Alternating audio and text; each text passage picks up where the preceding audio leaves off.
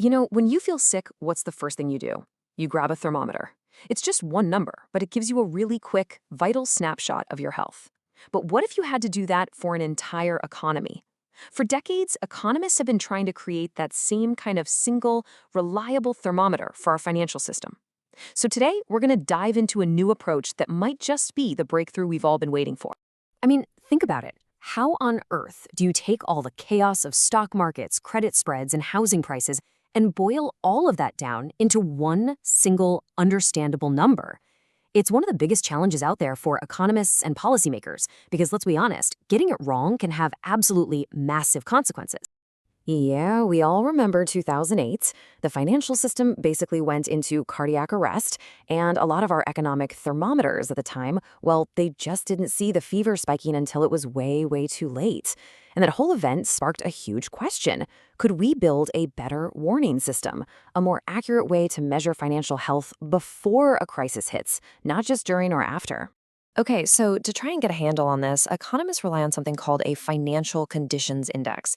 It's a really ambitious attempt to create that one single powerful number that can tell us if the financial system is healthy or if it's running a dangerous fever. Right, so this tool is called a Financial Conditions Index, or FCI for short. Think of it like a composite score, kind of like a final grade for the economy. It takes dozens of different financial variables, things like interest rates, stock prices, credit availability, the whole shebang, and it combines them all into one index. A high number, that suggests things are running pretty smoothly. A low number, that signals stress and potentially a lot of trouble ahead. Now, here's where it gets really interesting. It's all about how you combine those variables. For a long time, most of these FCIs used a kind of fixed recipe, assuming the same ingredients always mattered in the same amounts. But as we've learned the hard way, that is a very dangerous assumption. See, the old way of thinking was completely static. It pretty much assumed that what was important for the economy back in, say, 1985 would be just as important in 2005. But the new reality, which the 2008 crisis made painfully clear, is that the economy is dynamic. It's always changing. The sources of risk change. New markets pop up, old ones fade. And our tools, well, they need to keep up. And look no further than the subprime housing crisis for the perfect example of this. Before the mid-2000s, data on subprime housing probably wasn't a top-tier ingredient in your economic recipe. But by 2007, it was arguably the most important variable in the entire world. A static index would have completely missed that shift, but a dynamic one, it just might have caught it. So, this is where the researchers behind this paper, Koop and Dimitris Korobilis, came in. They asked a really simple but incredibly powerful question. What if we could build an FCI that adapts, one that learns in real time which financial variables are the most important right now? And their solution is basically a much, much smarter recipe. Instead of having fixed weights for each ingredient, they developed this flexible system that's constantly reevaluating everything. It uses a pretty clever technique that lets the data itself vote on which factors are the most predictive at any given moment. So the result is an index that actually evolves right alongside the economy. And you can actually see it working right here. This chart shows the number of variables the model decided to include over time. Just look at the late 90s. Boom. It pulls in more variables to make sense of the dot-com bubble.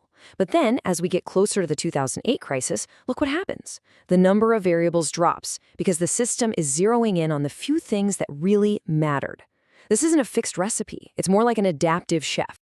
Okay, so a flexible adaptive index sounds great on paper, right?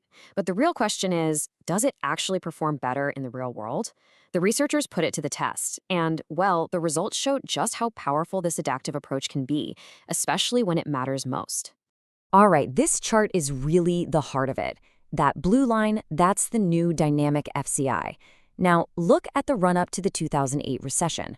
While other indices were still looking relatively stable, this dynamic index started dropping earlier, and it fell much further. It was signaling a more severe problem sooner than a lot of the conventional measures. It was a more sensitive, more timely early warning system. But it's not just about telling a story after the fact.